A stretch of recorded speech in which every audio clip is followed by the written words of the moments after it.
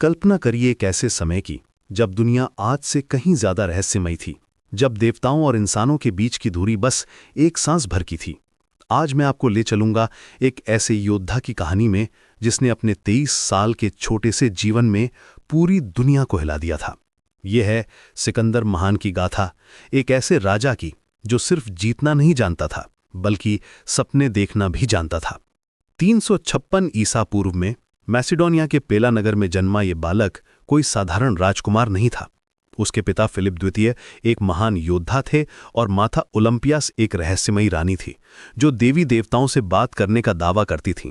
कहते हैं कि ओलंपियास अक्सर कहा करती थीं कि सिकंदर का असली पिता स्वयं देवराज ज्यूस है, और शायद इसी विश्वास ने उस छोटे बालक के दिल में एक अजीब सा जादू भर दिया। जब सिकंदर 10 साल का था तो एक दिन एक व्यापारी एक घोड़ा लेकर आया। ये कोई साधारण घोड़ा नहीं था, ये था बुसेफलस, एक काला और विशालकाय घोड़ा जो किसी को अपनी पीठ पर बैठने नहीं देता था। राजा फिलिप ने कई बार कोशिश की, लेकिन घोड़ा बस जंगली होकर इधर उधर दौड़ता रहा। तभी छोटे सिकंदर ने कुछ देखा। उसने महसूस किया कि घोड़ा अपनी ही परछाई से डर रहा है। धीरे से उसने घोड़े को सूरज की तरफ मुंह करके खड़ा किया और फिर जादू हो गया। घोड़ा शांत हो गया और सिकंदर उसकी पीठ पर सवार हो गया। उस दिन से बुसेफलस उसका सबसे वफादार साथी बन गया। 13 साल की उम्र में सिकंदर के जीवन में एक और महत्वपूर्ण मोड़ आया। उसके पिता ने उसकी शिक्षा के लिए किसी और को नहीं बल्कि स्वयं अरस्तु को चुना। हाँ, वही महान दार्शनिक अरस्तु। मीज़ा के मंदिर में जहां प्रकृति की सुंदरता चारों तरफ बिखरी हुई थी, अरस्तु ने सिकंदर को सिर्फ युद्ध की कला नहीं बल्कि दर्शन, चिकित्सा और विज्ञान भी सिखाया। लेकिन सबसे खास बात यह थी कि अरस्तु ने उसे होमर की इलियड दी, एक ऐसी किताब जो सिकंदर के लिए गीता की तरह बन गई। वो इसे हमेशा अपने साथ रखता था और अकीलीस को अपना आदर्श मानता था।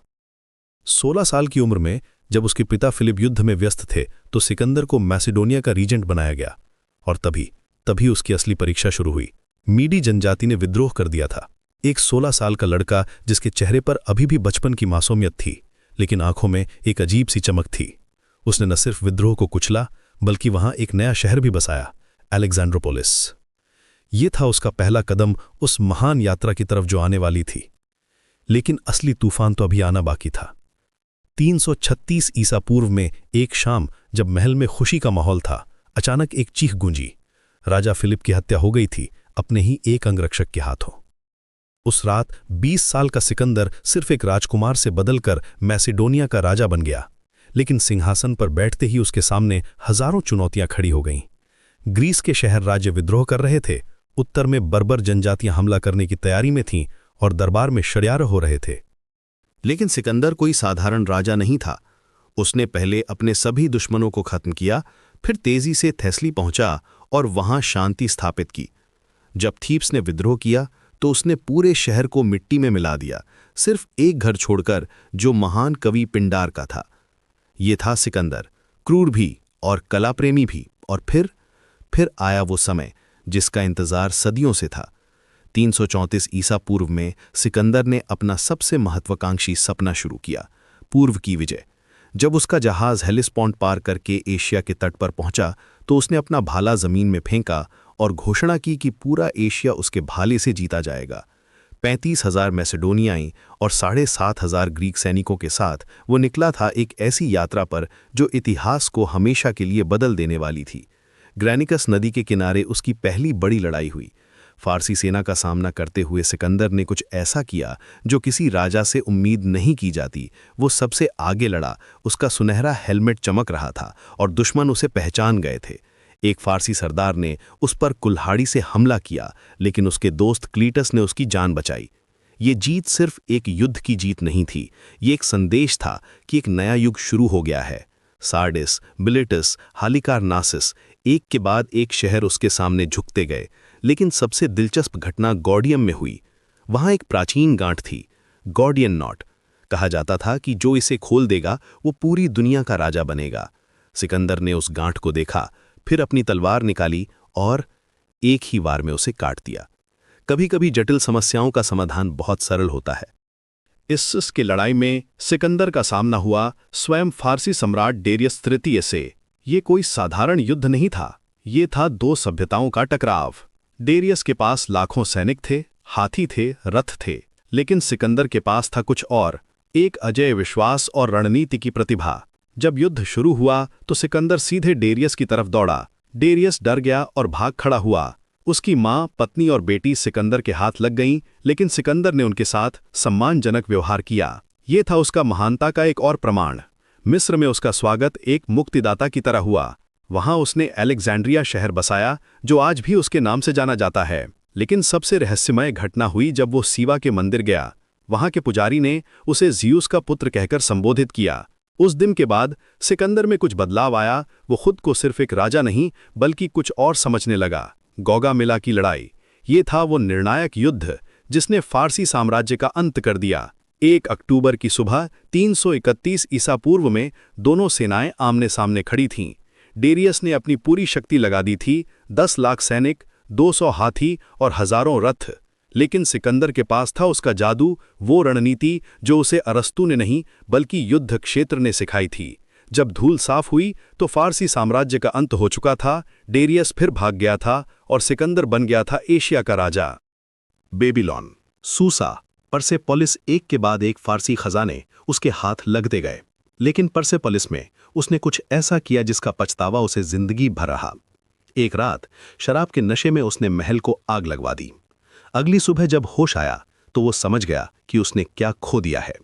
सदियों की कला और संस्कृति राख हो गई थी। लेकिन सिकंदर का सफर अभी खत्म नहीं हुआ था। वो आगे बढ़ता रहा, मध्य एशिया के रेगिस्तानों में, अफगानिस्तान के पहाड़ों में। वहां उसकी मुलाकात हुई रॉक्साना से, एक स्थानीय राजकुमारी से, जिससे उसने प्रेम विवाह किया। यह सिर्फ एक शादी नहीं थी, यह था पूर्व और पश्चिम के मिलन का प्रतीक। और फिर आया भारत, वो भूमि जिसे सिकंदर दुनिया का अंत समझता था। हिंदू कुश के बर्फीले दर्रों को पार करके जब वो सिंधु नदी के किनारे पहुंचा तो उसका सामना हुआ राजा पोरस से। हाइडेस्पीज नदी के किनारे एक तूफानी रात में सिकंदर ने अपनी सेना को नदी पार कराया। पोरस के पास हाथी थे जिन्हें मैसिडोनियाई सैनिकों ने पहले कभी नहीं देखा था। लेकिन सिकंदर की रणनीति और साहस के आगे पोरस भी हार गया। युद्ध के बाद जब सिकंदर ने पोरस से पूछा कि उसके साथ कैसा व्यवहार किया जाए तो पोरस ने गर्व से कहा, एक राजा की तरह। सिकंदर इतना प्रभावित हुआ कि उसने न सिर्फ पोरस को उसका राज्य वापस दे दिया बल्कि और भी इलाका दे दिया। लेकिन यहीं पर सिकंदर के सैनिकों का धैर्य टूट गया। 10 साल से वे लगातार लड़ रहे थे, घर से हजारों मील दूर। जब सिकंदर ने गंगा नदी पार करके आगे बढ़ने की बात कही तो उसके सबसे वफादार सैनिकों ने भी मना कर दिया। पहली बार सिकंदर को हार माननी पड़ी, लेकिन ये हार किसी दुश्मन से नहीं बल्कि अपने ही लोगों की थकान से थी। वापसी की यात्रा में सिकंदर ने गेड्रोशिया के रेगिस्तान को पार करने का फैसला किया।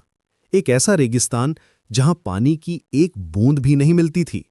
उसकी सेना का एक बड़ा हिस्सा वहीं दम तोड़ गया। जब कोई सैनिक उसके लिए पानी लाया तो उसने उसे रेत में उड़ेल दिया और कहा कि जब तक उसके सैनिकों को पानी नहीं मिलता वो भी नहीं पिएगा। बेबीलोन वापस पहुंचकर सिकंदर ने अपने साम्राज्य को व्यवस्थित करने की कोशिश की। उसने ग्रीक और फारसी संस्कृति को मिलाने का प्रयास किया, लेकिन उसके अपने लोग इसे पसंद नहीं कर रहे थे। उसका सबसे पुराना दोस्त क्लीटस, जिसने कभी उसकी जान बचाई थी, उससे बहस करने लगा। एक रात शराब के नशे में सिकंदर ने गुस्से में आकर क्लीटस को मार डाला। ये था उसके जीवन का सबसे दुखदायी पल। उसने अपने सबसे प्रिय मित्र को खो दिया था। 13 जून 323 ईसा पूर्व बेबीलोन के महल में सिकंदर को तेज बुखार आया। कुछ कहते हैं कि यह मलेरिया था, कुछ कहते हैं जहर, लेकिन सच ये था कि उसका शरीर थक चुका था। 23 साल की उम्र में उसने जो कुछ किया था वो किसी पूरी जिंदगी के लिए काफी था। जब उसके सेनापतियों ने पूछा कि साम्राज्य किसे दिया जाए तो उसने कहा, सबसे योग्य को। और फिर वो चुप हो गया, हमेशा के लिए। सिकंदर की मृत्यु के साथ ही उसका साम्राज्य बिखर गया, लेकिन उसकी विरासत आज भी जिंदा है। उसने सिर्फ शहर नहीं जीते थे बल्कि सभ्यताओं को जोड़ा था। ग्रीक कला भारत तक पहुंची, भारतीय दर्शन यूनान तक गया। उसने दिखाया था कि सपने देखना और उन्हें पूरा करने की हिम्मत रखना, यही है असली जीत। आज जब हम सिकंदर की कहानी सुनते हैं तो हमें एहसास होता है कि वो सिर्फ एक विजेता नहीं था, वो था एक सपनों का राजा, जिसने दिखाया कि इंसान की इच्छा शक्ति की कोई सीमा नहीं होती। उसकी कहानी हमें सिखाती है कि जीवन में सबसे बड़ी जीत ये नहीं है कि हम कितना जीतते हैं, बल्कि ये है कि हम कितने बड़े सपने देखने की हिम्मत रखते हैं।